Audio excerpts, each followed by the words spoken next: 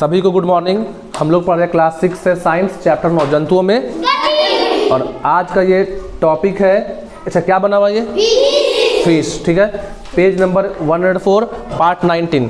तो हम लोग पढ़ेंगे मछली के बारे में, फिश के बारे में, कि एक जो फिश है, जो मछली है, इसमें मूवमेंट कैसे होता है। आ रहा बात समझ में? तो सबसे पहले हम लोग डायग्राम को समझेंगे। यहाँ पास यहाँ जो बनाए हैं कि ये मछली का क्या है, फिश का आँख, और ये क्या है, अब ये कौन सा पूंछ है, यहाँ कौन काउडल फिन है, कौन सा डॉर्सल फिन है, कौन सा पेल्विक फिन है।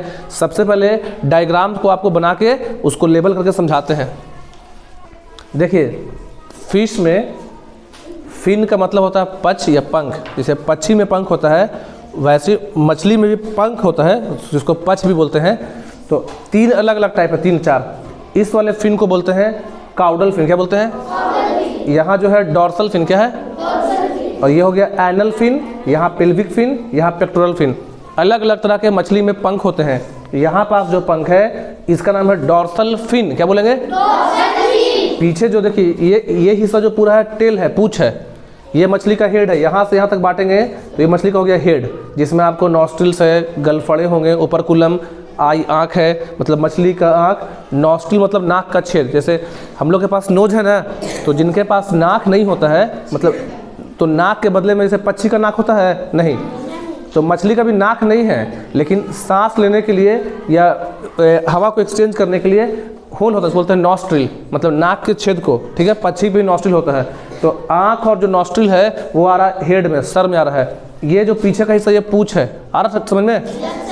तो पूंछ में जो फिन है उसका नाम है काउडल फिन। क्या नाम है? और यहाँ साइड में जो है डॉर्सल है, यहाँ पास पेल्विक फिन, ये एनल फिन, और यहाँ जो बाइट वाला बनाए हैं ये आपका हो गया पेक्टोरल फिन, और जो बीच में वो स्केल है, ये जो सर्कल बना हुआ इस तरह से, उसको क्या बोलते हैं? स्केल्स। तो समझेंगे पहले कि मछली जो है क्या क्या चीज़ का यूज करती है चलने के लिए। मछलियों के शरीर पर पंख होते हैं जो उन्हें तैरने में मदद करते हैं। ये जो पंख है पक्षी से अलग है। पक्षी के जो पंख होते हैं, जो डायना में होते हैं, विंग्स में फेदर्स होते हैं, वो उड़ने में हेल्प करते हैं। लेकिन मछली का ये जो पंख है, जिसको हम लोग पच भी बोलते हैं, मछली का पच, वो उनको किस में हेल्प करता है?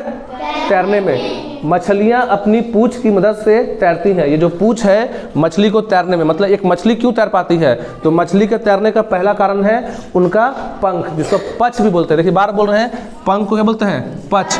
तो मछली का पच, तो पहला चीज़ है उनके पास पंख है। दूसरा चीज़ है कि पूंछ। तो मछली जब आगे बढ़ना होता है तो मछली अपनी पूंछ की सहायता से पूंछ को फड़फड़ाती है, तो मछली कहाँ बढ़ेगी? आगे। तीसरा है मछलियों का शरीर धारा रेखीय होता है। देखिए कल भी बताए थे, धारा रेखीय का मतलब होता है स्ट्रीम लाइन, मतलब नाव के जैसा। मछली जो है पीछे से लग रहा थोड़ा चपटा, पीछे से जो बॉडी है नैरो है, पतला है, आगे भी बॉडी क्या है? नैरो, पतला।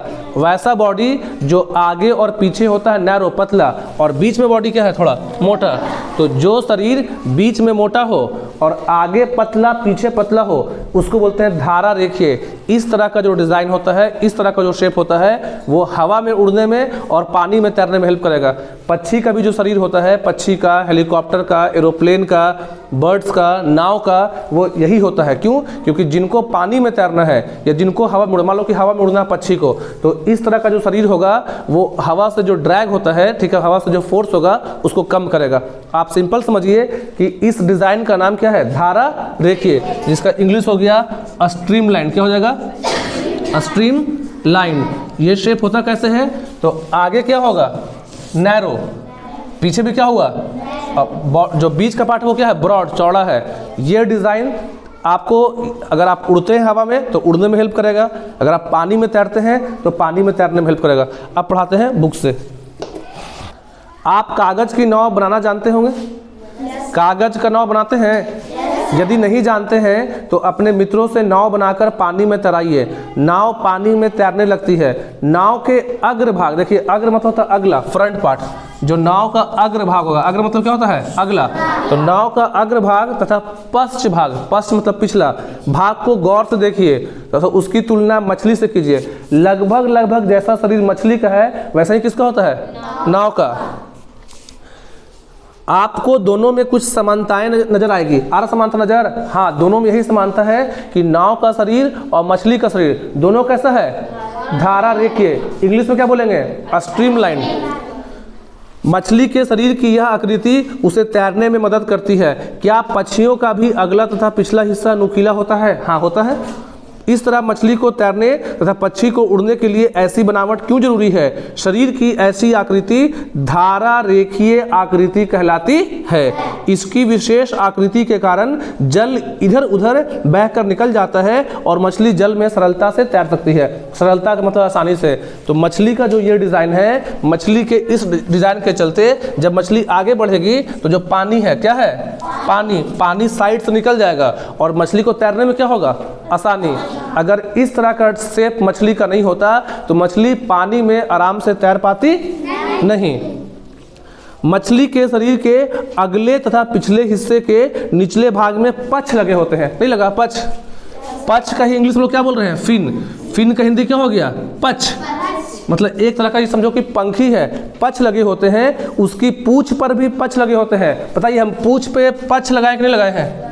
देखिए, ये इसका टेल है, ये जो हो गया आपका टेल, और टेल मतलब पूंछ, तो पूंछ में भी क्या लगा है? पछ।